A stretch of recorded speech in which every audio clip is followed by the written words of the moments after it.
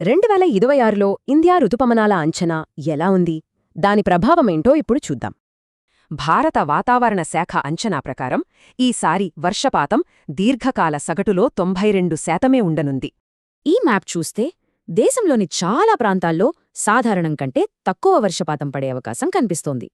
ఇక్కడ చూస్తే లోటు వర్షపాతం సంభావ్యత చారిత్రక సగటు కంటే ఏకంగా రెట్టింపయ్యింది. అంటే ఈసారి వర్షపాత లోటు ప్రమాదం ఎంత ఎక్కువగా ఉందో ఈ గ్రాఫ్ స్పష్టంగా చూపిస్తోంది. మరి ఈ అంచనాల వెనుక ఉన్న అస్సలు కారణమేంటి? అదే ఎల్ నినో. ఎల్ నినో అంటే పసిఫిక్ మహాసముద్రం వేడెక్కడమన్నమాట. ఇది ప్రపంచ వాతావరణాన్ని తలకిందులు చేస్తుంది. ఇది ఒక సైకిల్లో వెచ్చని దశ అయితే దీనికి వ్యతిరేకమైనది చల్లని లా నీనా దశ.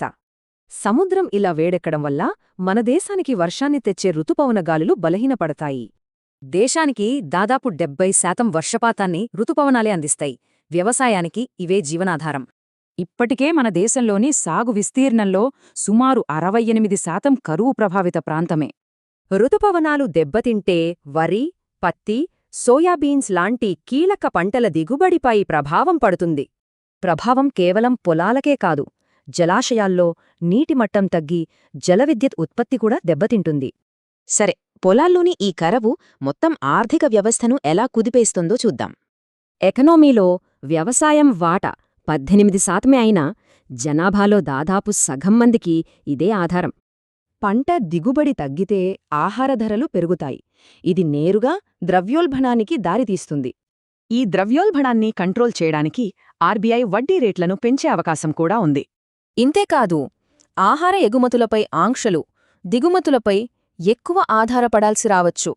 మరి ఈ సవాళ్లెదుర్కోడానికి ప్రభుత్వం ఏం చేస్తోంది? వాళ్ల వ్యూహంలో ఓ పెద్ద మార్పొచ్చింది. ఎన్ఐడిఎం లాంటి సంస్థలు ఈ కొత్త విధానాన్ని అమలు చేయడానికి అధికారులకు ట్రైనింగ్ ఇస్తున్నాయి. ఇప్పుడు కరువును ప్రకటించడానికి శాస్త్రీయ పద్ధతిని అనుసరిస్తున్నారు. ఇందులో డేటా కీలకం. దీర్ఘకాలిక పరిష్కారాలపైన దృష్టి పెట్టారు. నీటి సంరక్షణ, పంటల వైవిధ్యం లాంటివి ఇందులో భాగం. వాతావరణం మారుతోంది. సూపర్ ఎల్ నీనోలు పెరుగుతున్నాయి. మరి రేపటి కరువులకు నేటి ప్రణాళికలు సరిపోతాయా?